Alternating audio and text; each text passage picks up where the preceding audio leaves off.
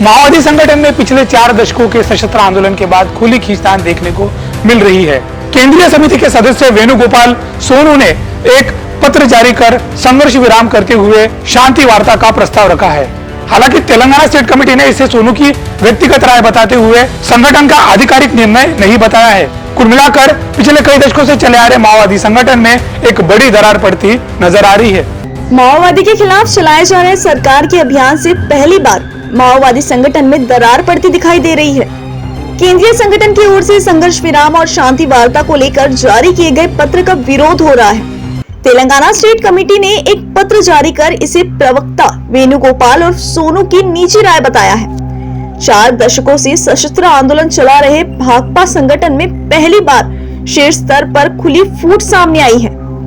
संगठन के पॉलिट ब्यूरो सदस्यों और केंद्रीय समिति के प्रवक्ता वेणुगोपाल और अभय भूपति सोनू ने हाल ही में आधिकारिक पत्र जारी कर 1 माह के लिए संघर्ष विराम की घोषणा करते हुए शांति वार्ता का प्रस्ताव रखा था।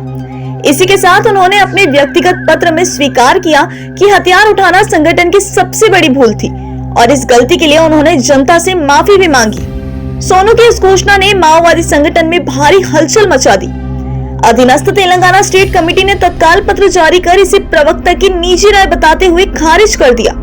समिति के प्रतिनिधि जगन ने साफ कहा है कि यह पार्टी का आधिकारिक निर्णय नहीं है, बल्कि इससे संगठन में अनावश्यक भ्रम और अस्थिरता फैल रही है। यह पहली बार है जब केंद्रीय समिति के प्रवक्ता की ओर से जारी घोषणा का अधीनस्थ इकाई ने सार्वजनिक रूप से विरोध किया है। माओवादी संगठन की यह आंतरिक खींचतान ऐसे समय में उजागर हुई है जब लगातार नेतृत्व हानि और सुरक्षा बलों की कार्रवाइयों से संगठन बुरी तरह कमजोर हो चुका है। 21 मई को एक बड़े हमले में महासचिव समेत 28 कैडर मारे गए। इसके बाद जून से सितंबर के बीच केंद्रीय समिति के सदस्य उदय और गजरला रवि, मोडेम बालकृष्ण और झारखंड के प्रवेश सोरेन जैसे कई बड़े नेता मारे गए। 1 करोड़ रुपए के इनामी केंद्रीय समिति सदस्य सुजाता कमलेश समेत कुछ वरिष्ठ माओवादी बीमारी और दबाव के चलते आत्मसमर्पण तक कर चुके हैं।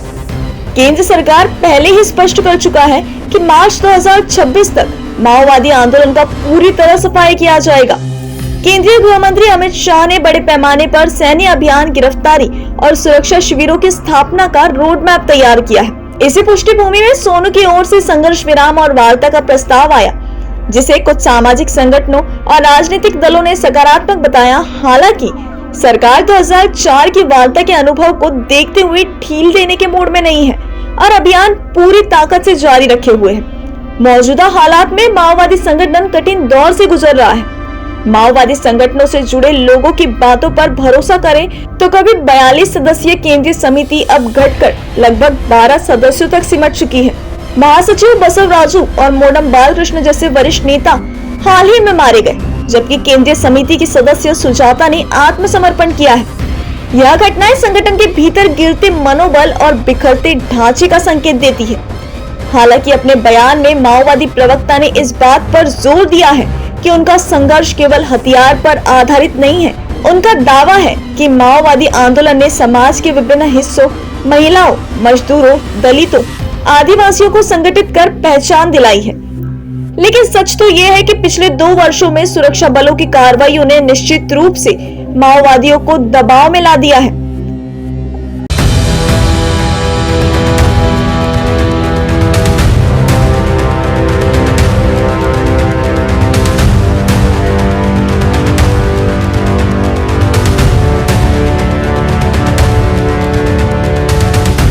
आज बस्तर के हालात पर नजर डाली जाए तो माओवादी केवल सुरक्षा बलों के दबाव में नहीं बल्कि घटते जन समर्थन से भी जूझ रहे हैं। तेलंगाना स्टेट कमेटी की ओर से सोनू के खत का किया गया विरोध इस बात का प्रमाण है कि संगठन कई मायने में भीतर से बिखेर चुका है।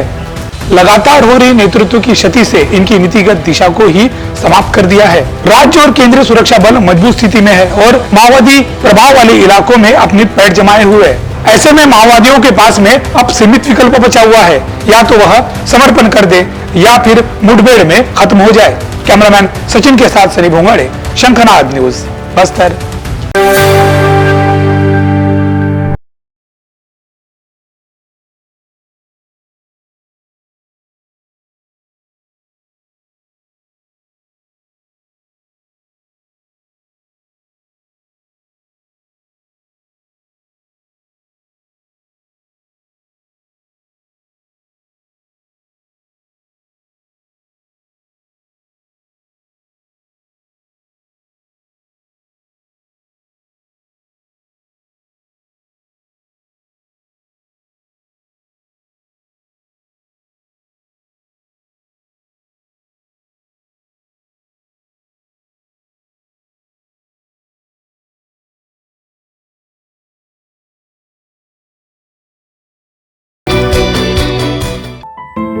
महाराष्ट्र की फेवरेट प्राजक्ता माली करेगी दोपहर 12 बजे महल रोकड़े ज्वेलर्स की ग्रैंड ओपनिंग। सुबह सुबह 6 बजे सिल्वर और गोल्ड की ज्वेलरी मेकिंग चार्जेस पर मिलेगा फ्लैट 60% ऑफ। जैसे जैसे घड़ी आगे बढ़ती जाएगी ना, वैसे वैसे 5% डिस्काउंट कम होता जाएगा। दोपहर 12 बजे से मिलेगा फ्लैट 30% ऑफ। डायमंड ज्वेलरी की मेकिंग चार्जेस पर मिलेगा 100% ऑफ। और इस सेलिब्रेशन में लगाएंगे 4 चांद सोनाली कुलकर्णी के साथ शाम 5 बजे। क्या आप अपनी प्रॉपर्टी और जान माल की सुरक्षा को लेकर परेशान हैं? तो आपकी चिंता का सलूशन लेकर आया है यूथ फोर्स सिक्योरिटी एकेडमी, जहां पर सुरक्षा गार्ड्स को एक्सपर्ट द्वारा तैयार किया गया है। रेगुलर फिटनेस के साथ ही उन्हें सुरक्षा और आगजनी के खतरों से लड़ने के जौहर भी सिखाए जाते हैं। हमारे यहाँ सभी सुरक्षा गार्ड्स का बैकग्राउंड चेक करके ही उन्हें एकेडमी में भर्ती कराया जाता है। शिफ्ट वाइज ड्यूटी होने से प्रॉपर्टी ओनर को चिंता करने की जरूरत नहीं होती। साथ ही हमारे पास इमरजेंसी बैकअप टीम भी तैयार है। Industries, residential, commercial, shops and mall, event या फिर वीआईपी प्रोडक्शन। दोस्तों, सुरक्षा आपकी, संकल्प हमारा।